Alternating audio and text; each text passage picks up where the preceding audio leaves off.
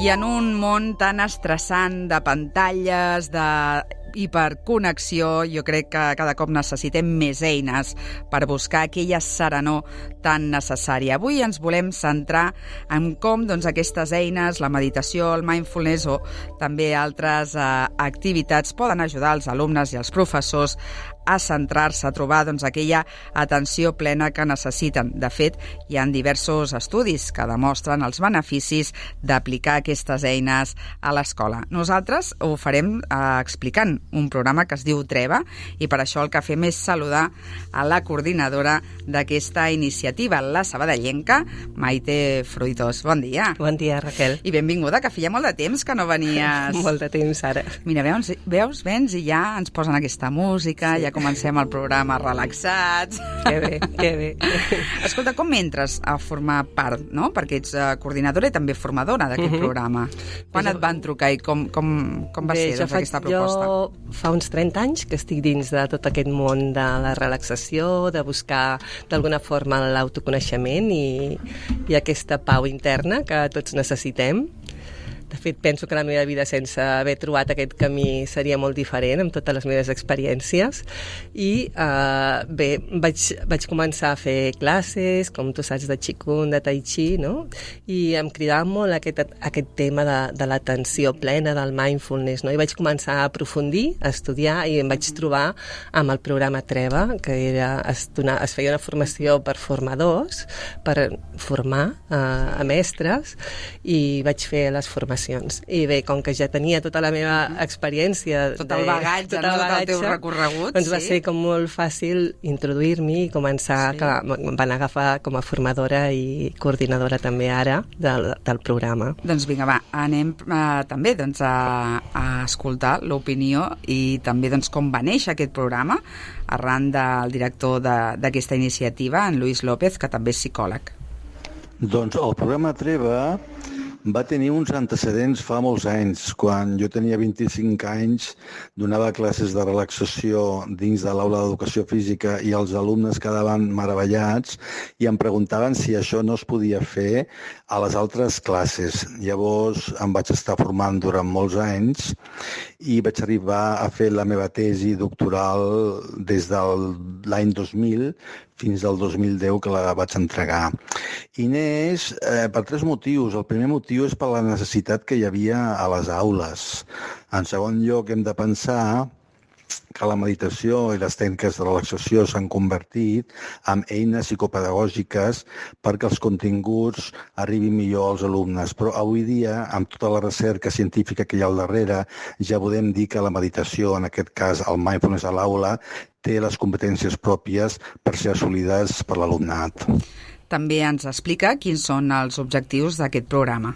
Doncs els objectius generals del programa Treva, com qualsevol altre programa que vulgui portar el mindfulness a les aules, és, en primer lloc, desenvolupar les competències d'intel·ligència emocional tant intrapersonals com interpersonals de l'alumnat i del professorat. En segon lloc, també és un objectiu importantíssim minvar el nivell d'estrès que hi ha en els centres educatius. Per conseqüència, si es disminueix aquest estrès, es millora la convivència. I en quart lloc, un dels objectius primordials del programa Treva és millorar el clima que hi ha a les aules, amb la qual cosa, i finalment, l'objectiu més important, que és on els pares i els mestres hi posen més l'accent, és que millora el rendiment acadèmic. També ens explica com funciona aquest programa. El programa Treva està basat en 12 unitats didàctiques. N'hi ha 9 que les diem bàsiques, que són l'atenció, la respiració, la visualització, la relaxació, la veu i la parla, la consciència sensorial, la postura, el moviment i l'energia. I en tenim d'altres especials que són el mindfulness pròpiament dit, la consciència corporal i la gestió emocional. Llavors, el que nosaltres fem 3 fases. En primer lloc, fem formació perquè els docents aprenguin aquestes tècniques i li diem al nivell 1. Llavors, els mestres, els professors assoleixen aquestes competències i després, en segon lloc, els ensenyem com portar-ho a les diferents etapes educatives de cada un dels centres i nivells educatius que hi hagi a l'escola. I, evidentment, doncs, el director del programa Treva ens explica a qui va adreçada aquesta proposta. El programa Treva està destinat a tots els membres de la comunitat educativa, partint de la base que l'equip directiu és molt important que es formi, seguint amb tot el claustre de docents i, com no, l'alumnat. Però també va adreçat a l'equip psicopedagògic, a l'equip d'orientació i, com no, a tots aquells i aquelles monitors de menjador i monitors de lleure. Però no ens quedem aquí. També el programa Treva el que fem és intentar implicar les famílies en el procés. Per accedir al nostre programa podeu consultar el nostre web www.programatreva.org. Allà hi ha el telèfon, hi ha el mail i ens podeu fer qualsevol tipus de consulta. Us contestarem molt aviat. També ens explica per què és important meditar a l'aula. Doncs és molt important pels beneficis que aporta la meditació, però avui dia la neurociència ens indica que la meditació, a més de preservar de l'estrès i desenvolupar les habilitats emocionals, les competències emocionals, desenvolupa sobretot les habilitats cognitives. La meditació millora l'atenció, millora la memòria, la capacitat d'abstracció, d'anàlisi, de síntesi i també la creativitat. D'això hi ha força literatura científica al darrere. Doncs avui descobrint aquest programa i com la meditació està entrant a les aules per millorar, com escoltàvem, el ritme, l'atenció, la relaxació i fins i tot el clima entre els alumnes i també el professorat. Explica'ns també, Maite, clar, jo imagino com és entrar, no? Trencar-nos el ritme diari de l'escola i fer aquestes formacions tant als alumnes com als monitors, als professors i fins i tot les famílies, no?, que explicava el director del programa. Sí, com us comentava el Lluís López, el director, és molt important abans que tot formar els mestres. Nosaltres sempre iniciem les formacions pels mestres perquè pensem que el bon clima de l'aula i la calma dels alumnes passa per la calma dels docents, no? I pensem que és bàsic que ells primer tinguin les eines i que després les puguin portar a la seva aula. I això no vol dir trencar amb tota la seva matèria curricular que han de donar, sinó en petites pautes, en petits moments. A vegades és més important fer una pausa si veig que la meva classe no m'està atenent, si hi ha nerviosisme, si hi ha manca de concentració. Que important seria tenir aquestes eines per dir, faig una pausa i incorporo, doncs, per exemple, una de les competències com la respiració o veure com estan posturant els meus alumnes. Clar, perquè ara penso, no?, a aquesta hora, 3 minuts passen, no?, d'un 11:15, molts dels alumnes ara tornaran a l'aula després d'aquell espai, no?, de llibertat que és el pati, m'imagino, amb una intensitat, amb una energia, cada cop i volta, seure's a l'aula, a vegades és difícil, no?, també, això, que es concentrin, que tinguin aquesta atenció. Per això és important, tenir aquestes pautes. Pensem petites rutines, no?, per, d'alguna manera, baixar aquest ritme i tornar-los a introduir a l'aula perquè atenguin, no? Al matí és molt interessant, treballar competències com són la visualització, com l'atenció, no?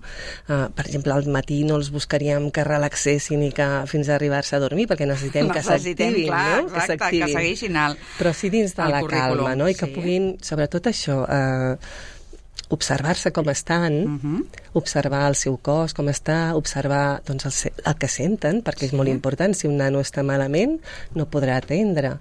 I com està el seu cap, com estan els seus pensaments. Estan aquí que no estan a classe.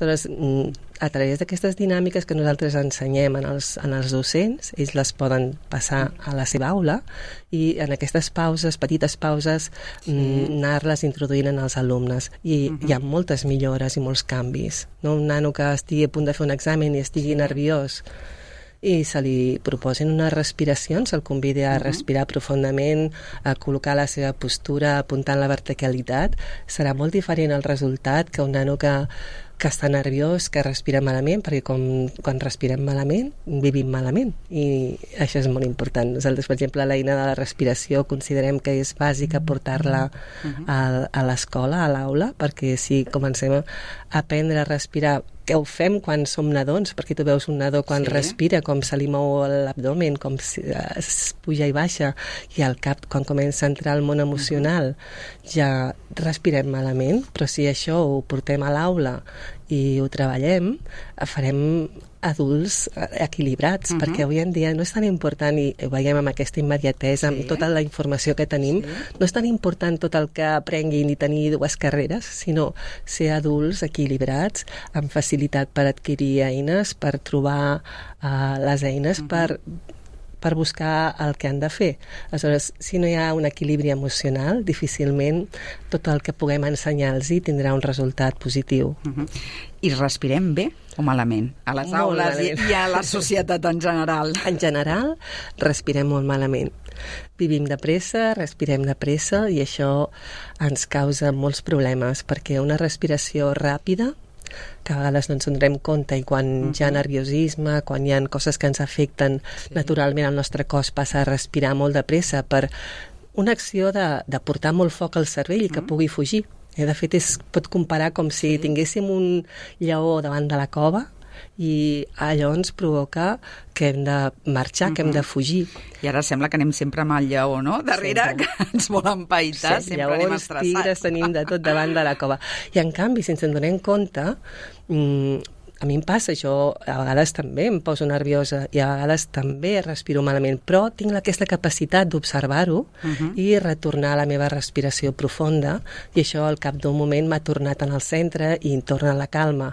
Si això ho aconseguim amb els petits que comencen a créixer, els estan acompanyant els docents, no? És una tasca molt important aquesta que els hi podem donar amb molta calma, i això els obre també a l'aprenentatge. Hi ha molts estudis neurocientífics que ens diuen que una bona respiració nasal profunda activa certes zones del cervell encarregades de l'aprenentatge, de la memòria, cosa que no passa quan respirem des de la boca i malament. Doncs a deures, Tenim els alumnes, els pares, els professors. Com responen també els mestres en aquestes activitats? Com veieu també que van dominant, transformant i adquirint aquestes eines? La veritat que jo, des de la meva experiència de formació ja a moltes escoles, veig com aquesta gran necessitat de que se'ls cuidi també. Ells són cuidadors, i un cuidador s'ha de cuidar. Aleshores, responen la majoria molt bé. Si hi ha un interès en estar millor i en aportar als seus alumnes, s'obren com un espai també primer per estar millor ells, i després aquest benestar que tenen ells és que traspassa a l'aula. No? També un altre dels punts importants, no?, que totes aquestes tècniques posen en valor, és l'atenció plena. Per què és important? És important perquè és que si no ens perdem la vida, Raquel. Estem sempre en el que ens va passar, en el que ens van fer, a tot allò que ens va fer patir, o en allò que ens pot passar, que diuen que el 91% de les vegades no passa, i estem allà, avançant-nos, i el que fem és perdre'ns aquest moment present, que és realment que si estiguéssim aquí no patiríem. No? Aleshores, el que cultiven totes aquestes tècniques de l'atenció plena, mindfulness, és aquesta consciència del moment present. Com estic ara, com m'estic respirant, què està passant al meu voltant. I no vol dir posar la ment en blanc, que a vegades es diu de la meditació, no? Sinó estar aquí, contemplant el que passa amb mi, a fora de mi.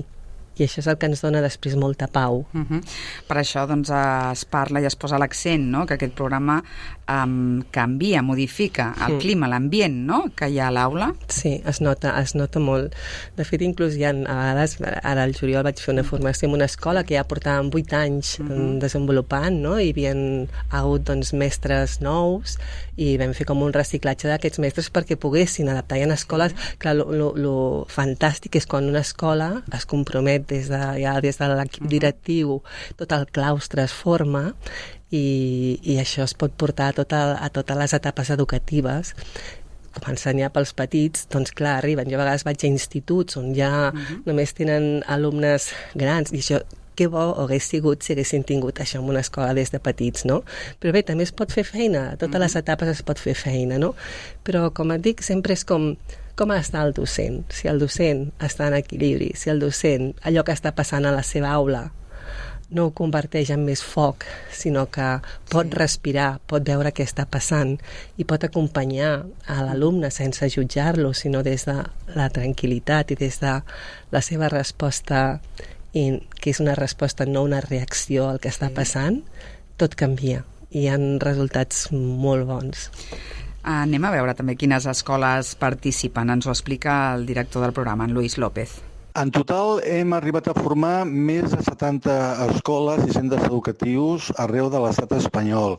I pel que fa a Sabadell concretament, hem format a diversitat del professorat de l'Escola Oficial d'Idiomes. Òbviament ens agradaria molt venir i formar algunes escoles d'aquí, de Sabadell, ens agradaria molt i creiem honestament que seria de gran ajut per a la comunitat educativa. Doncs esperem també que arribi a la nostra ciutat aquest programa perquè també ella ens especifica i posa l'accent en els beneficis. Pel que fa als beneficis dels docents, hem de destacar que el programa Treva, sobretot, el que fa és millorar el benestar del docent dins de l'aula. Això és molt important. En una societat tan estressada com la que tenim, és important que el docent ja té prou feina en programar totes les classes, que un cop arriba a l'aula se senti amb seguretat, amb confiança per gestionar l'aula, per gestionar la classe. Pensem que hi ha moltes variables dins d'una classe, els continguts que han d'implementar els docents en aquell moment, la quantitat de diversitats d'alumnat que tenim. Llavors, pel docent, el més important és el seu benestar, amb la qual cosa disminuir l'estrès. Però pel que fa a l'alumnat, hi ha 3 tipus de beneficis. Els primers, els cognitius, que els acabem de sentir, desenvolupar l'atenció i la resta d'habilitats cognitives. Desenvolupar les habilitats emocionals, com hem dit, i sobretot un objectiu i un benefici social, i és la relació entre iguals i la relació amb els altres, en aquest cas entre professorat i alumnat. I per acabar també ens explica, ens descriu quina és la metodologia. La formació del programa Treva solen ser cursos de 20 hores, de vegades en fem 20, de vegades en fem 2 cursos de 20, amb un total de 40 hores. Depèn sempre del centre. El que fem sempre és adaptar-nos a les circumstàncies i a les necessitats de cada centre. Hem de dir que tant en Lluís com tu, Maite, porteu dècades apostant, no? Estudiant totes aquestes tècniques. Heu detectat que en els darrers anys, especialment després de la pandèmia, s'ha vist com la societat, no? Doncs necessita més aquestes eines i s'aposta més també. Sí, hi ha una gran necessitat. Bueno, es diu inclús en els mitjans. Ahir estava escoltant, no, el gran índex d'augment del suïcidi i dius, què està passant, no? Hi ha un gran desencant tant en el jovent, que moltes vegades no saben cap on han d'anar, tot és ràpid, tot és líquid, no? I hi ha aquesta gran incertesa que provoca una gran frustració i molta por a viure, no?, d'alguna manera. Aleshores s'ha notat molt, no?